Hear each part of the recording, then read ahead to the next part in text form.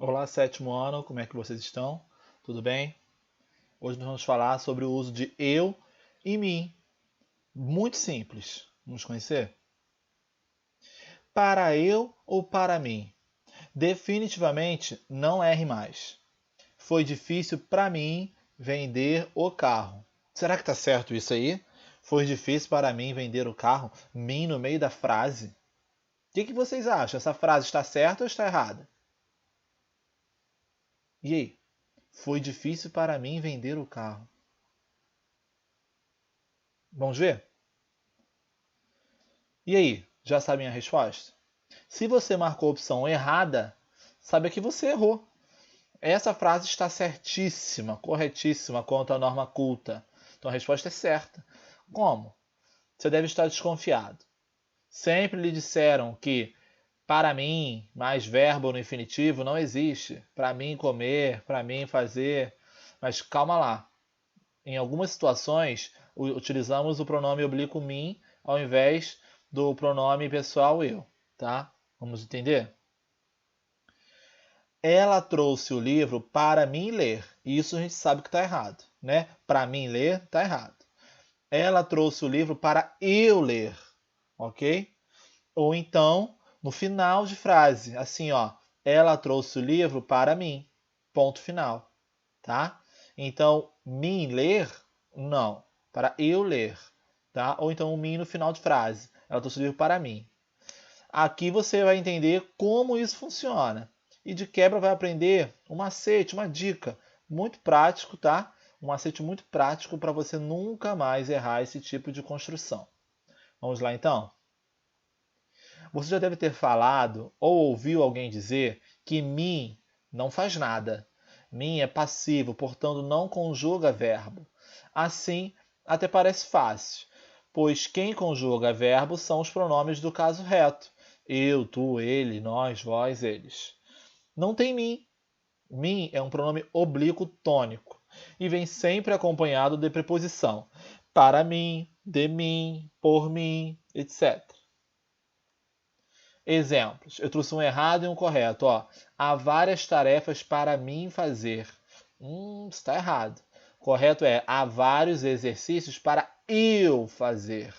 Ok? Note que nesse caso o pronome pessoal eu tem a função de sujeito do verbo no infinitivo. Essa função pode ser exercida pelos pronomes pessoais retos, nunca pelos pronomes oblíquos tônicos, como é o caso do pronome mim. Percebeu? Fácil, não é mesmo? Realmente esse aprendizado não apresenta grandes dificuldades. E a frase colocada lá no início da nossa aula? Você pode entendê-la melhor de duas maneiras. Vejamos. Foi difícil para mim vender o carro. Nesta situação, o pronome oblíquo mim não é sujeito de vender. Observe que houve apenas uma inversão da ordem direta da frase. Nessa ordem teríamos: vender o carro foi difícil para mim, em que para mim funciona como um complemento de difícil. Vamos deixar mais simples? Tente separar por uma vírgula a expressão para mim. Vamos lá? Para mim, vírgula. Vender o carro foi difícil. Agora deu melhor para entender, né? Deu um sentido mais claro. Foi. Percebeu? Sempre que for possível, essa pausa, o para mim deve ser empregado para que haja adequação da frase à norma culta, tá? Então, para mim, vender o carro foi difícil. Agora, se fosse para eu vender o carro foi difícil, não dá certo, ok? Vamos completar essas lacunas aqui, essas frases com eu ou mim. Eles partiram antes de eu, antes de mim, não é isso? Final de frase. Eles partiram antes de mim partir ou de eu partir? Eles partiram antes de eu partir. Ok? Há alguma coisa para mim fazer ou para eu fazer? Para mim fazer? Para eu fazer. Agora olha aqui, ó. Para mim, vírgula, a seleção brasileira é a favorita ou para eu, a seleção brasileira é a favorita? Olha a presença da vírgula aí ajudando, auxiliando a compreensão da frase, né? Então é para mim.